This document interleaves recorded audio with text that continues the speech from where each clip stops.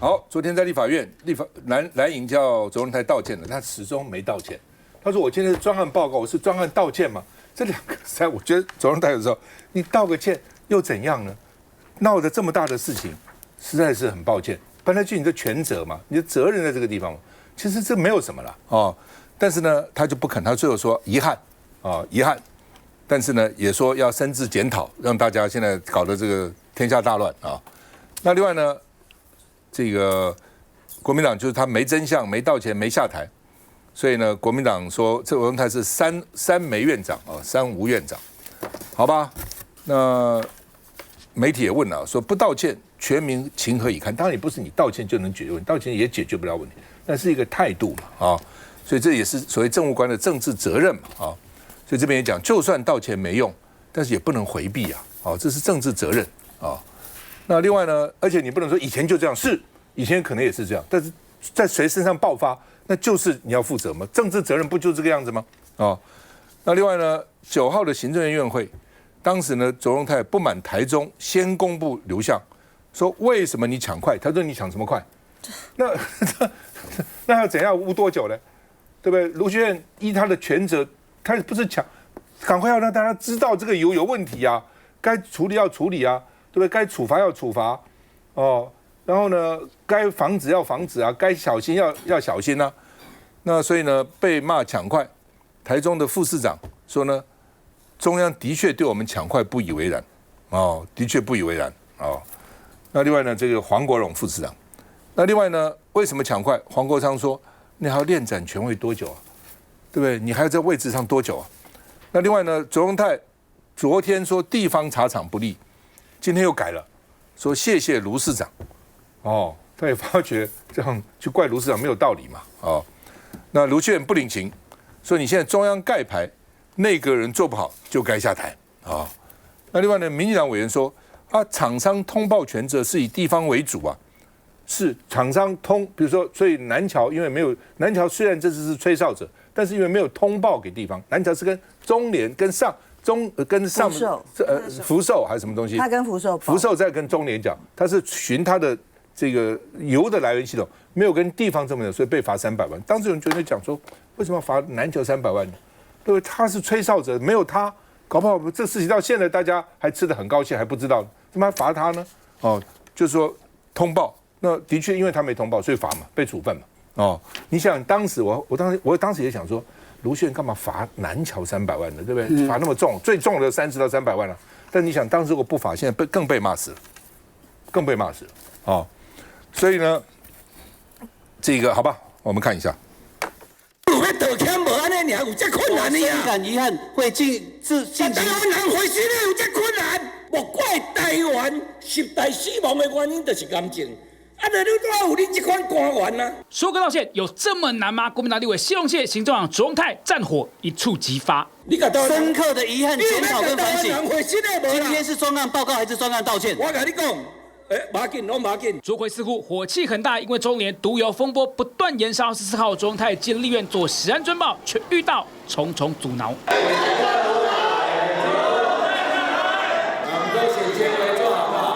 要下台了没？被国民党、民众党立委团包围，还一度扬言没有道歉，不给报告。但卓奎淡定喝水，立委邱莹守在他前面，把道具油桶砸在地面，小闹10分钟后还是放行。但朝野双方情绪已经到位。当然有甲处罚1亿6520万，你讲已经交了对不对？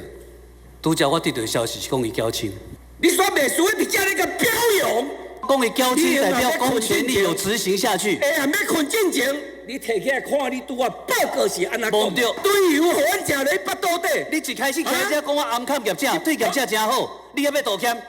上甲你讲的啦，因为你讲话的态度，就是我感觉你对业者上好，你来甲我咯。所以你对中文的解释有问题啦。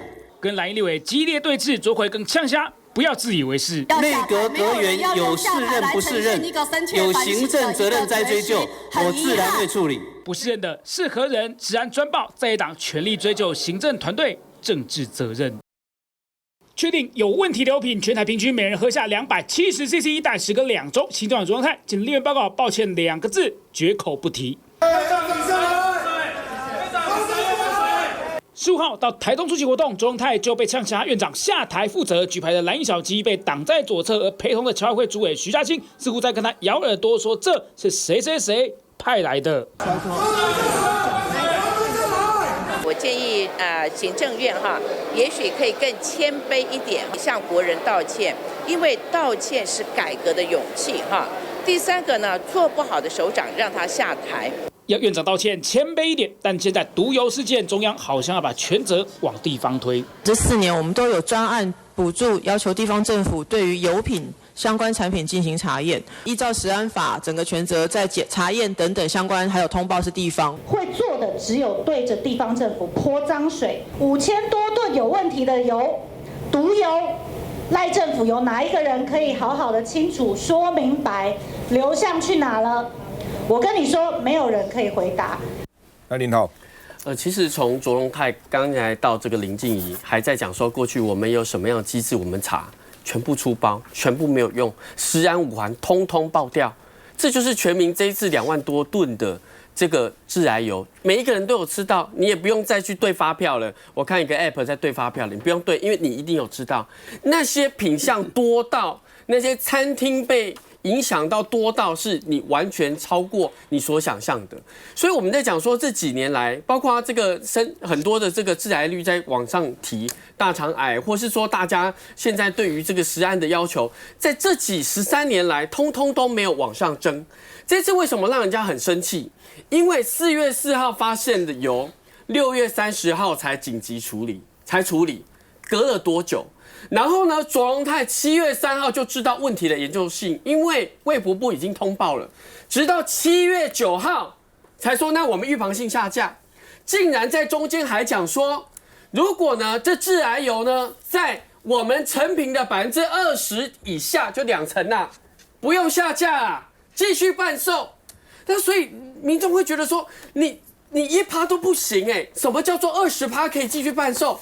那现在在我们讲到这个7月9号的时候，行政院在请各县市的6都或者以6都为首的这些县市副市长在讨论怎么做的时候，桃园、台中都讲了，你未来要上架，先要了解机制跟量能，不能轻易的上架。结果石崇良出来讲说，台中跟桃园要求我们要马上上架，黑人家。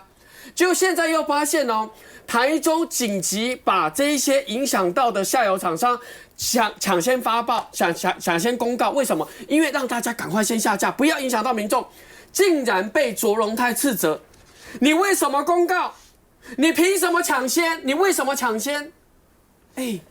地方的父母官紧张的要死，担心这些有影响到小摊贩，影响到小吃店，影响到我们小孩子吃的团膳，影响到所有的学校。现在虽然是放暑假，但还是有影响到很多的学校，担心影响到小孩子下一代的健康啊。毒素累积，吃到现在好像觉得民众吃一点点死不了就没事。我觉得其实民众再看卓荣泰的态度为什么会气到爆？因为到现在为止，他还没有向全民道歉，他表达遗憾，表达傲慢，他就是不愿意道歉。所以我觉得说到现在，你包括小新在讲什么洪尧坤啊、沈桂香、沈尚邦什么一批人在那边搞油，然后都没事情。其实民众只想要知道最后一件事情，到底这4大油商过去3到5年之间的实验室的资料，这个中检你有没有紧急查扣、保存、查出？有没有第5批之外的第6批、第7、第8，甚至100批，已经影响到多少的资讯一定要公开？李珊。是，总统其实已经再一次重申了，就是食安是没有任何的这个可以容忍的范围。当然，食安大家的这个健康一定是第一优先。那所以他也很快去做出了裁示，就针对说在这一次，当然所有的油品就是在调查完毕之前都是停产的状态。那也是要求所有的业者都必须要下架他们的产品。那当然该退款的就应该退款，再来就有团体诉讼的部分。所以这个从前面的做这个停产到后面的消费者的这个争议的这个诉讼，我们全面都会来协助大家来做这样的事情。所以大家当然还是就我懂，大家都非常的担心，就是这个食用油就会不会让大家身体会有影响。不过确实台湾现在在做这个食安的标准上面，确实需要有很多的审核跟讨论。那台湾确实我们现在使用的是这个欧盟的标准。那因为欧盟我们都知道它是一个非常大的一个农业的一个算是很多的农业区。那他们的这个食用油在他们过去在这个所谓它的这个做这个产品做这个所谓的煮饭的这个相关的这个方式，都是属于比较是轻加热或甚至拿来做沙拉等等，那跟台湾就是做大规模的可能油炸等等，它有非常大的差异。那台湾在做食用油的过程当中，这些原料其实都是来自于进口，并不像欧盟这样从产地到变成产品都是在同一个国家进行。那所以像比如说台湾大部分的油是来自于大豆，那大豆大部分是来自美国的进口。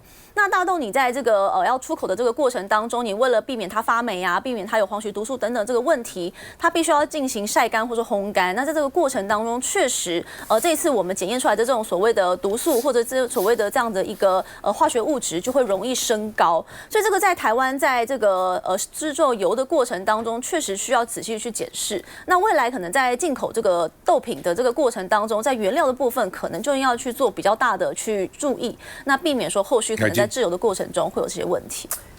民进党最大的问题啊，就是这个赖清德政府，这个卓荣泰，他们从上任到现在哈，他彻底的颠覆了民主政治，就是责任政治，完全的荒腔走板，不服输啊，所以搞大罢免，不负责，发生了这么严重的食用油的安全的问题，第一时间呢，先是说啊，那再考虑一下，再考虑一下。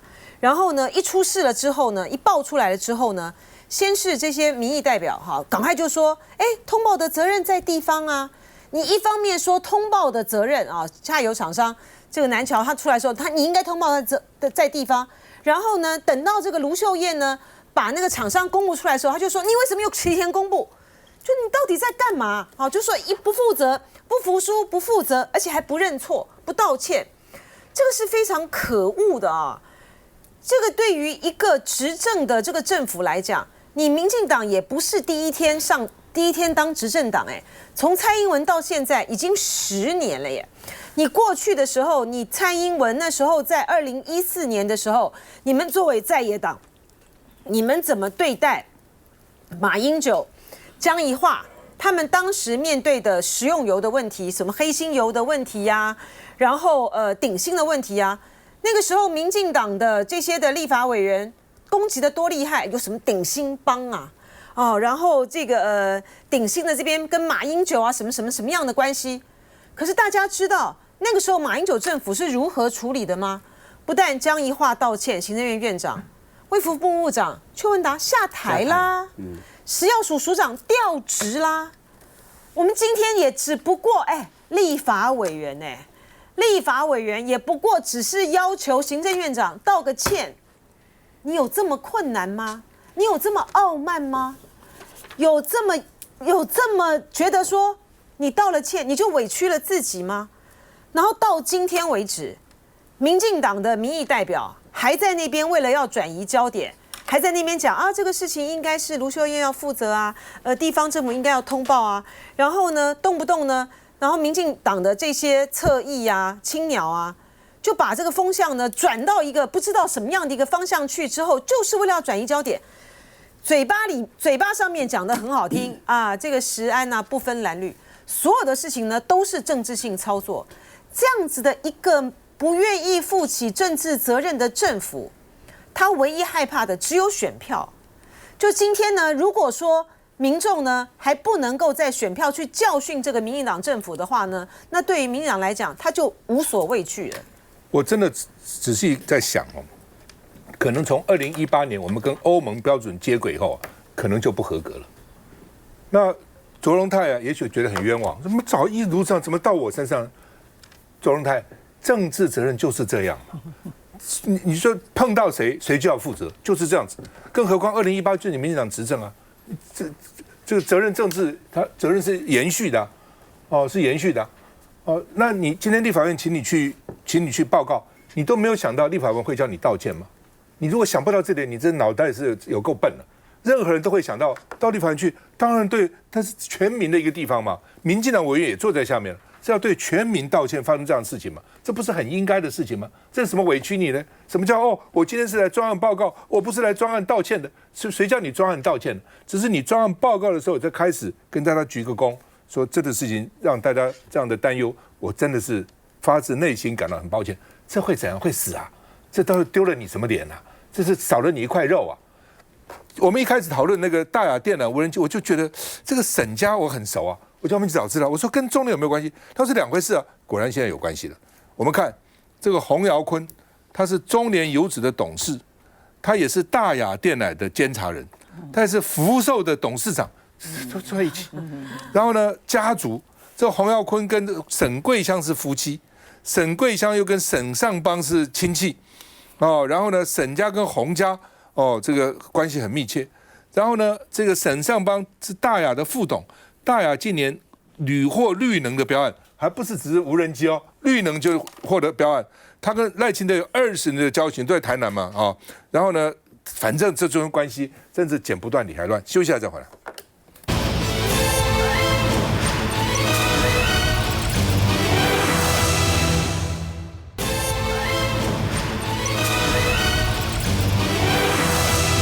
好吧，这个卓荣泰今天到台中出席亚洲台商总会的会议江启臣立法院副院长也去卢秀燕也去结果呢，在途中被国民党的台中市议员还有议员参选人手持抗议的这个标语包围，喊院长下台，食安放水但卓荣泰没有理他们也没有这个说什么，只是呢表情有点尴尬等等那没办法了，这种事情因为食安跟每个人都有关，你到任何地方去都会被问了，媒体也可能会问那另外呢，现在就产生所谓毒苹果，毒油还没结束，又来毒苹果说呢，这个马文俊说食药署是要5毛给1块，因为他在美国找了很多厂，后来找了4家去检验，美国这4家厂呢，有的只有有的是这个0.48 ppm，有的是1.15 ppm。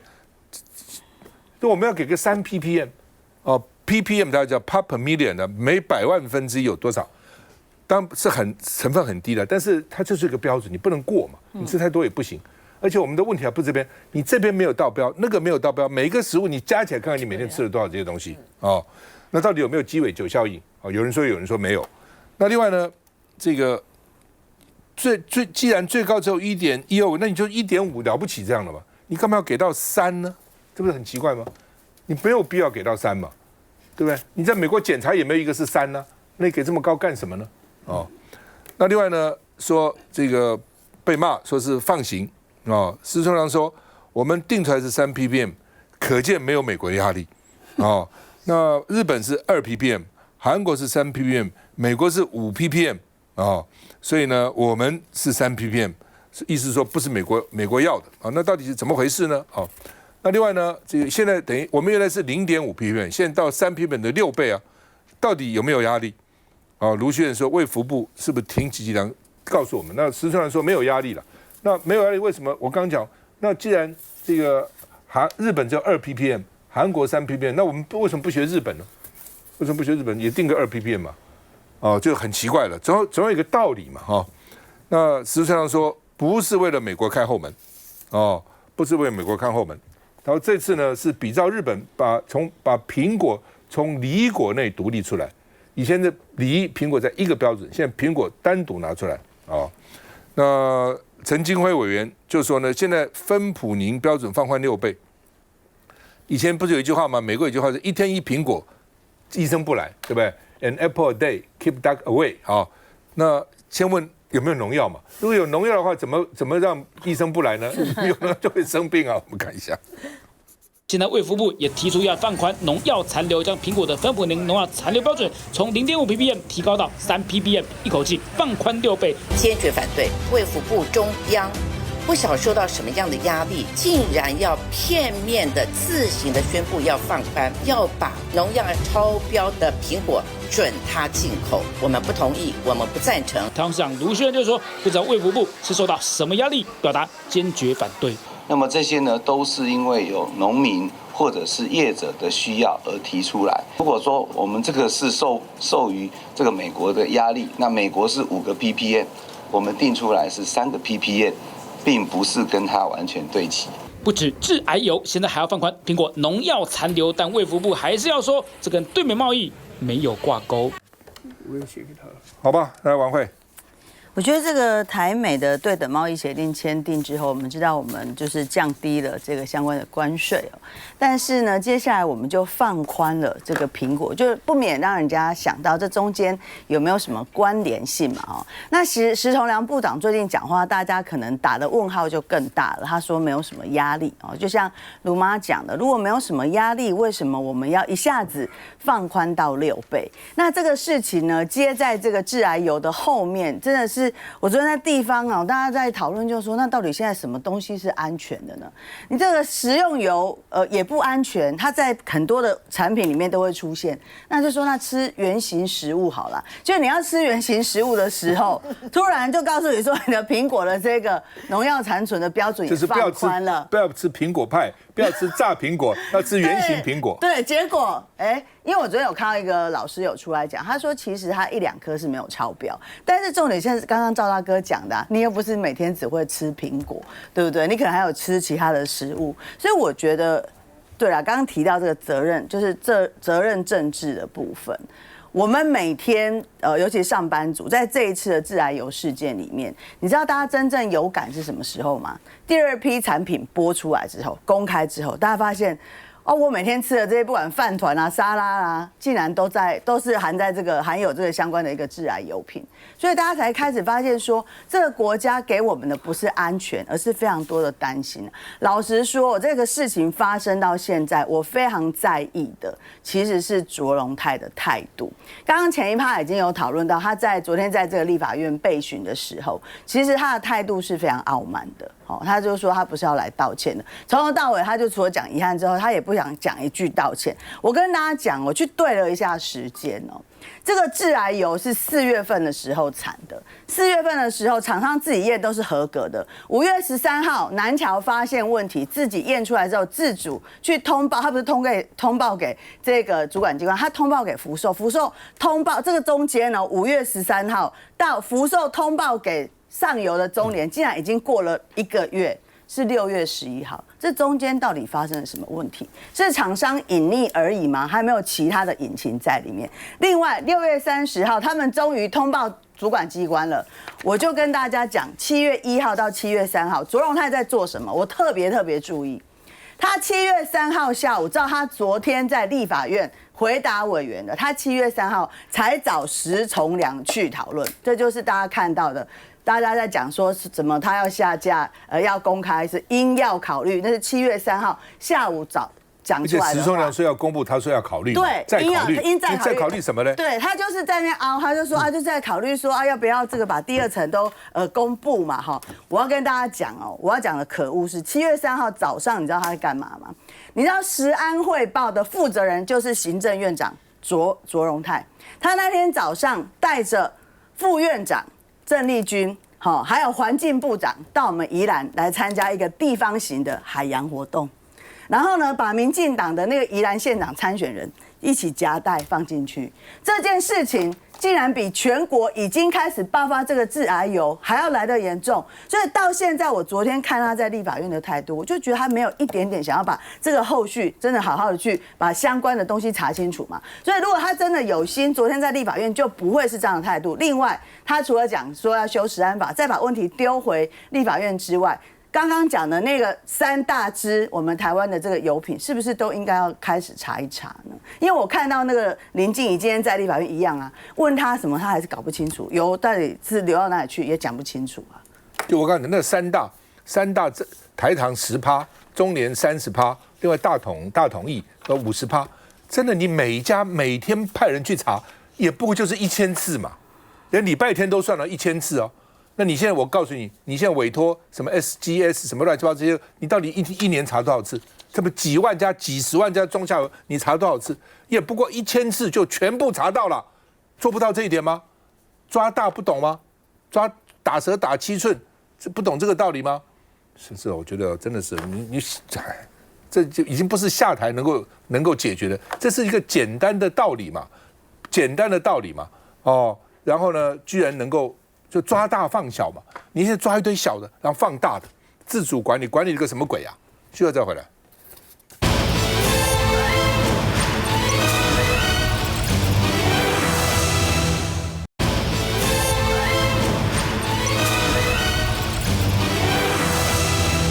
好，这个吴乃仁啊，说明天要提还款计划。台糖董事长吴明昌说，我们的目的是把钱拿回来，不是把它关起来嘛？把它关起来又对我们有什么好处呢？关起来是要吓他，要他把钱交出来哦。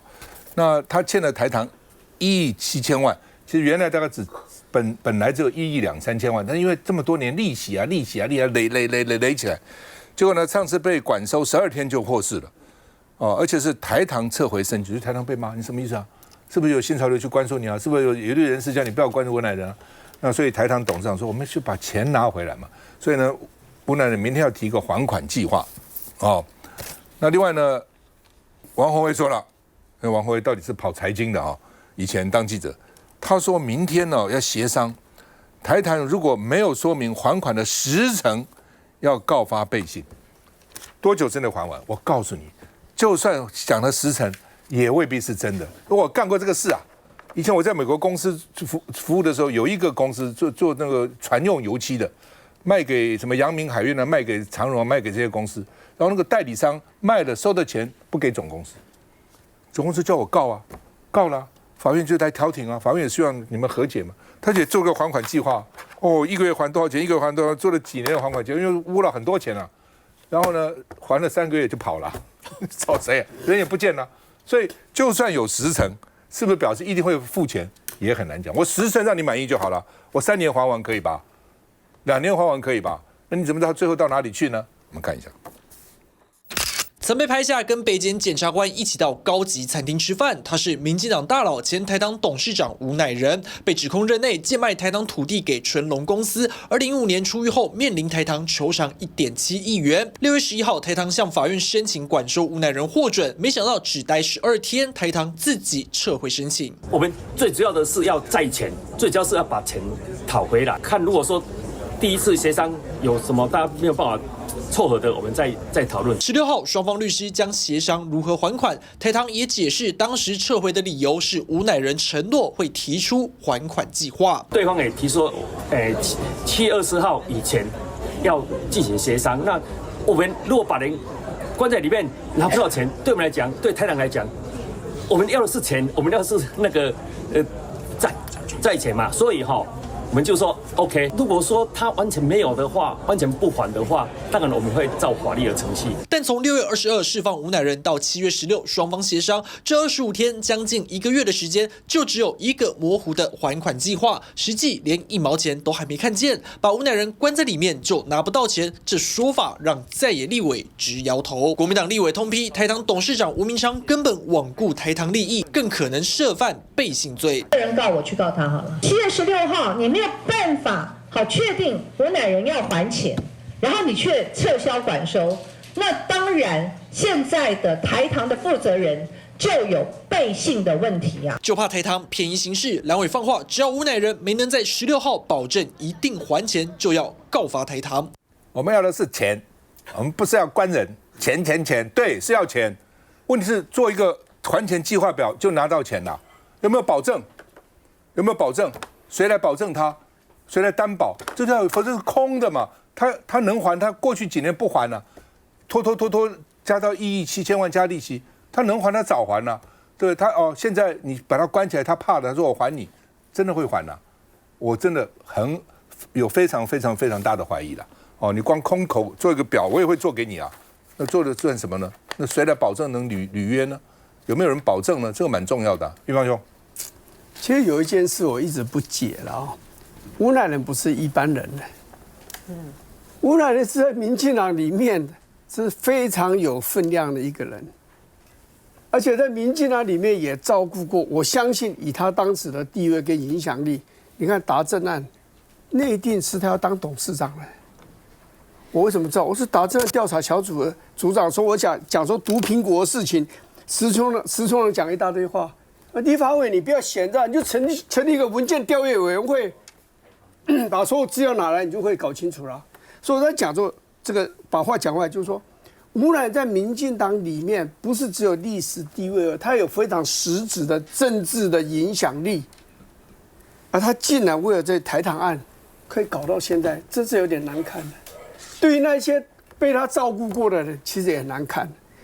最先刚刚主持人讲过，大概才1亿5千万还是1、2千万嘛，1.7亿，最早了。哦，最早。嘉利嘉利然后现在1.7。在那个第一个时间点，吴乃仁自己本身，我都觉得他应该是蛮有能力的，在财力方面应该很有实力的一个人啊。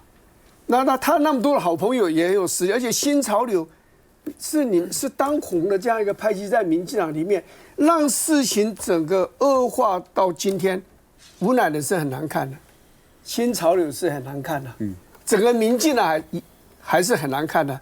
所以我相信呢，经过这一次的这种媒体的这样子大肆的报道以后，特别是我们主持人在这边说他这个还款计划是会有问题的时候，我相信这个钱他是会还掉了，我们就相信他一次好吗？伟生相不相信？还得出来吗？一定会努力的还啊，一定是这样，欠钱就要还嘛，没什么好说的。那所以我们会看到说，在这个案子里面，当然因为它前面其实它有刑事，它是刑事加民事嘛。那刑事它其实已经服刑完毕，那这是后面在民事的这个过程当中，因为之前法院可能寄了很多信到他的户籍地，可是因为他已经不住在户籍地，所以找不到人，所以后来才被通缉，他不是通缉，他是拘提。在这个过程当中，因为可能在这个段时间没有明确提出这个计划还款计划，那所以法院去通知，然后没有通知到，所以被拘提，那后来才有管收这个事情。但是其实他的律师很快就已经去联络法院，然后处理相关后续跟台糖的这个所谓还款的计划。那所以当然你如果提出还款计划，你当然后续就不用被管收嘛，这个法律上就是这样。那目前法律是这样啦，就是管收一次是3个月，最多可以是6个月的这个状况。那但是你如果有诚意，你愿意去还款，你愿意有后续的计划，那当然在法院上面他就不会去续判你继续去做管收的这样的一个动作。台糖的董事长在那边钱，不是他可以讲得这么自在，可是重点是台糖是国营事业。如果你今天是一个民间部门，你要人家不还钱，那是你家的事。可是你代表是国家的钱，这1.7亿是我们国家的资产，你一定要回来嘛。那其实我觉得就是说这中间很奇妙，为什么？因为他当时候管收是台糖向法院申请管收，所以才去管收。你好大的胆子，人家新潮流的大佬，你台糖，你民进党的这些官员，你这个国营事业，你敢去这个？所以呢，关了12天呢，马上撤回，因为要台糖他债权人撤回，他才可以停止管收，所以他的管收是台糖撤回了。那为什么撤回呢？因为呢，吴乃仁的律师呢表达7月20号会做还款计划的协商，还不是还款计划，他没有要提还款计划，他7月20是还款计划的协商，他只是要跟你协商你看哦，他只是说要协商，然后马上就是哇，这个完全可以，所以我觉得这会跟所有的人的印象一个落差很大。当红的新潮流的创党的元老的这个大佬吴乃仁要拿出1.7亿，然后拖拖拉拉欠国家钱，我觉得这个对于整个的这种新潮流形象是有点伤害。为什么？因为大家觉得你新潮流是含水会结冻，就现在1.7都拿不出来，到底是什么事的呢？所以我觉得呢，希望他7月20具体的交出还款的计划，把钱还给全民吧。安静。我就每次看到这个吴乃仁的现在跟台糖这个官司啊，我都觉得新潮流之堕落啊，让人觉得非常的感慨了啊。而且呢，在这个案子上面呢，大家还记得管收之前很有名的例子是，就孙道存先生啊，黄仁忠也被管收。对，孙道存先生呢，他已经过世了啦哈，但是呢，就是不好意思哈，还是讲一下。孙道存先生那时候呢，他也是欠国家那个税啊，欠了1.2亿，然后一听到要管收了之后呢，他们就把钱还清了。好，那黄仁忠先生是因为他们的太巨额了啊，所以呢，他管收了，他也就是到现在也都还没有还完呐。有谁能够有像吴乃仁的这样子的待遇啊？我只第一个去告他。不到，然后还说就还拘提，拘提了之后呢，债权人台糖说我不处理了，我不处理了，乃公你出来吧。我觉得台糖董事长只差没去迎接乃公了。这边好歹，这你当初怎么胆敢？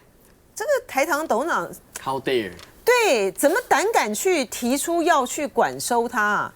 这怎么会是？怎么脑筋怎么会这么不清楚哈？可是赖总统赖清德，他呢，他真的是赖清德，这个是这样的一个人啊。他对于人家曾经对他的好啊，他真的是受人点滴啊，涌泉以报。所以说，不管是在他跟蔡英文之间在争那个民进党提名的时候，潘孟安这么的挺他啊，所以他现在呢也这么的重用潘孟安。赖清德就是这样子的一个人。所以在当这个吴乃仁出事的时候，这个案子出来的时候，他用我的政治生命担保，他绝对没事。结果他有事了之后，他还是坐在这个位置上。所以我觉得这就是这个新潮流的是一个集体的堕落，而且他那个案子。他是因为呢买一个土地，然后就卖给洪其昌、邱毅人、吴乃仁，他们就是整个新潮流的最重要的3个大佬嘛。邱毅人、吴乃仁，吴乃仁呢就是在新潮流里面呢，就是在负责这些财务啊，然后募款啊这些方面的啊。而且呢，乃公呢，他在这个民进党执政期间的时候呢，他享有极大的权柄哈。只是因为呢，那时候呢，民进党没有党营事业嘛，那可堪跟他比拟的呢，其实就是刘太英，就是太公。那但太公呢是国民党有党营事业，那时候呢翻云覆雨。那民进党没有党营事业呢，但吴乃仁呢，他当证交所的董事长，他翻云覆雨的程度，他是拿国家的资产这样子弄，真的是非常非常的，真的是可恶至极啊！然后我觉得国民党也是很瞎。竟然会把一个党产的台本，变成被吴乃仁3搞2搞，变成他们家的。你看有这么昏庸的一个党，然后就有这么邪恶的一个民进党的新潮流，这果然是大佬啦哈。这个祝福台糖呢，真的能够拿到这个1.7亿，因为这个是我们人民的，它是国营事业，是我们的钱哎。休息一下再回来。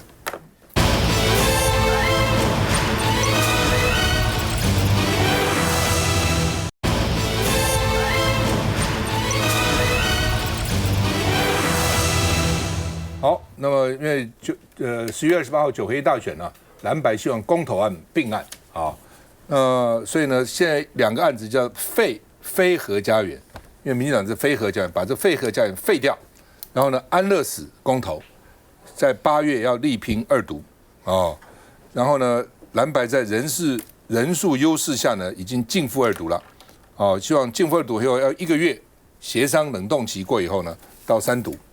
那现在有6个案，反废死、鞭刑、移转投票、交通罚锾的专款专用、这个重启核电、安乐死啊，这里面呢，国民党有3个，国民党就反废死、鞭刑跟重启核电，民众党有3个，移转投票、这个交通罚款专用、安乐死啊，这3个是民众党啊，3国民党3民众党，那会不会把选务压垮？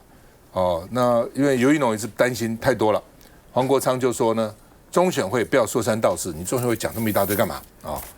那另外呢，民进党党团喊话中选会，不要让违法的案子闯关，哦，说可能呢这个公投案会踩到公投法的红线啊。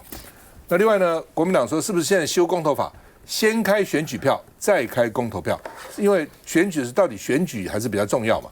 哦，因为上次在台北市就是一面在这个投票，一面还在公投，一面已经开票了，哦，所以当时呢，这个柯文哲其实那次就不会当选的，因为呢，就是因为民进党看了说，咦，看起来民进党的提名人不会当选的，票转移到柯文哲上面，就多了几千票嘛，否则上次真的应该丁守中当选的。不过人也很难讲的，如果柯文哲上次不是因为当选的，以后不会有这17年这个案子啊，也许当时就过了啊。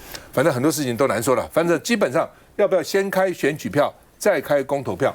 看一下，中选会所要扮演的角色，就是把选务做好，而不是对提出来要交给人民公民投票的数字说3道4，法律上没有授权你中选会主委在这件事情上面说3道4下指导棋的权利。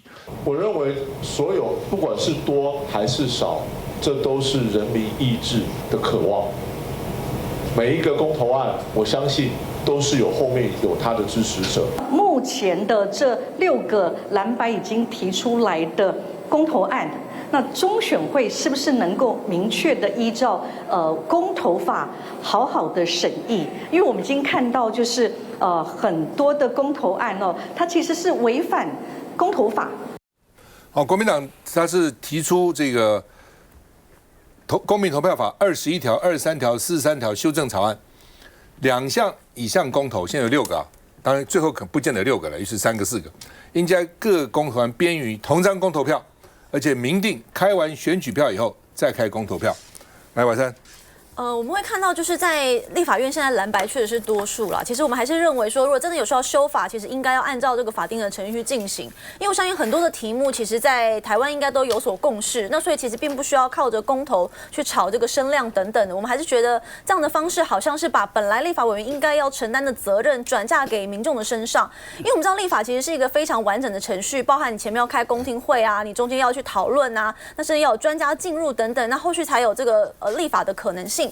可是你如果公投只是一个很简短的主文，通常可能20字是不到的，变成说你很多事情其实是压缩，你没有办法真正去进行讨论跟细节。那我觉得这非常的可惜。那我觉得其实很多事情是大家都有相对比较多的共识，我觉得该留在立法院讨论，应该留在立法院。那蓝白也不要把这个变成是拿来选举的这样的一个工具。那我觉得这样对于整个社会，第一是情绪的动员，其实对大家来说都不好；第二是很多处理专业的细节或执行细节，其实没有办法去进行相对应的讨论。那我觉得这可能会产生一些道德风险，或产生很多的后续的一些执行上的问题。梁林涛，2019年6月23号，游盈隆在自己脸书宣布退出民进党，其中一个理由就是他不能支持民进党立法废除公投榜大选，一直他是支持公投榜大选的，所以他现在换个位置，他就要换一个脑袋。结果他还对外讲说什么，这个一个恰恰好，2个有点多，3个受不了，你再生小孩是讨论公投案子，很奇怪。那因为现在蓝白看起来这6个案子，包括反废死、鞭刑打诈、重启核电，民众党是提到的交通罚锾的专用、不在籍投票跟安乐死，其实其中还蛮多题目，2、3题都是民众高度关心的。那如果现在在这个公投榜大选能够在一次把一些不管是打诈还是一些刑法的讨论上，能够借由公投来探知民意，再来立法的话，其实对于国家的政策形成是健康的。那其实到底多不？什么叫多？什么叫少呢？2018年的公投案是10案呐，那时候反空污啦、反燃煤发电、反日本核子，大家记得吗？就一坨。那10案，那现在是6案，可能审查后是3案或4案。那也还可以啊，你不能就说一个恰恰好，2个已经多了，那你就要用这种选务的角度来压制。过去实行可行，那么台湾这一次公投榜大选，依照立法院的相关法规走了这个公投案，只要3读通过了，基本上你就应该放到这个公投法。我再次强调，这个案子通过之后，民进党会不会实行，我们不知道。但是这些的要点，包括打诈，包括这些的案件，真的是民众一定要了解，民众对于这些刑度的这些角度的了解之后，未来在刑诉公共政策应该是更加稳健的。其实游盈隆讲这个什么一个恰恰好，什么2个什么3个受不了哈，他主要是基于上一次投票的经验啦哈，因为那次10张真的是10项公投真的太多了。然后丁守中呢，显然就是受害者啊，然后边投票还在边开票哈，所以我想他是基于选务上的考虑，你要去怎么去解决？假设这一次呢6公投都过了哈，那你要怎么样设计？好，要如何的让那个流程呢变得更流畅，不能够耽误到投票的时间哈。我们也不太可能说从4点钟延长到5点钟。以上次的经验来看的话，你延长到假设有6个公投案，然后你的那个量能跟动线的设计都完全都没有改变的话呢，你可能到7点或什么，你一样也是投不完哈。这是第一个问题。第2个问题是，国民党委员有建议，就是说把公投的题目都列在1张的票上。他它可能有一些计算上面的困难哦。因为今天假设有6个公投，我可能只投3个，我可能只对3个要有意见，我其他3个我并没有意见哈。可是因为我们公投有那个门槛的设计嘛，哈，它那个同意票要超过上一次大选的多少的总人数1/4等等，它再往上来去计算。那你通常把它印在同一张票上的时候，会不会影响到计算上面的困难？我觉得这个是在立法技术上面要仔细想清楚的啊。至于有委员提到说，瑞士呢都是印在同一张选票上，没有哈，瑞士还是不同的公投有不同的这个选票。瑞士是一个实行直接民主的国家，没有错。好，它除了有议会什么之外，什么都公投了，什么事情都公投。哈，我觉得主要是立法技术上的问题啦，还有就是在选务上面呢，如何使得公投跟选举2个不能够产生汉格，然后不影响，最重要的是不能够影响9合1大选的开票。于刚雄，我基本上我是支持公投，这是这个是直接民主了，让人民可以这个直接表达他的这样一个声音。至于说要怎么做，选务工作要怎么去做，去规划，让这个公投跟这个候选的这个选举互相之间不要有这个妨害我认为这个可以做到的了但是我也反对说公投一次10几个这样拿出来，我认为那个就真的会有扰乱了。你说4个5个，我觉得都是可以接受的了。董慧。我也是支持直接公投、直接民主啦。那我觉得这一次目前看起来6个题目，还有1个月的这个时间呢。我想国民党跟民众党他们会提出这样的一个案子，一定是有相关的一个民意基础。那这个月还有很多时间可以来做相关的一个讨论啊。像我自己在宜兰县我在走动，其实我那时候因为国民党提的比较早，关于鞭刑的部分，其实我问了蛮多县民的，其实支持度真的还蛮高的。他们说。我们是不做坏事的人，所以我们会支持鞭刑。然后虽然现在民众党对于鞭刑我们内部的意见还不一这样子，但是我觉得这些都是一个题目抛出来原来的一个民意基础，然后大家透过这个过程来讨论，可以直接的展现相关的民意。我也不赞成太多的题目，老实说，因为上次在那个实体里面，我亲眼目睹非常多的长辈，真的让他们非常 confused， 他们光领票的时候就觉得很头痛。主要因为这次的投票。不只是选1个市长，它是9合1啊，对，它本身那个选举已经很复杂了，对啊，对，因为我们又要选这个里长啊或什么的这些。我们上次看到老人家有时候最后就说，我帮你在公投票也是，他领了然后拿回去，他就想退给他。我是觉得啦，你现在是6个嘛，最后大概是3个。国民党2个，民众党1个了，也符合政党比例嘛。最后我判国民党不可能3个都通过，他们自己里面有意见了，就2个。2个是他们自己要去讨论的，然后国民党2个，民主党1个，3个，我觉得还好了，不会太影响选务。是，我觉得比较好笑的是，因为民进党啦，当初要这个公投绑大选也是民进党陈水扁发明的。对，然后后来呢，觉得发现不利，也是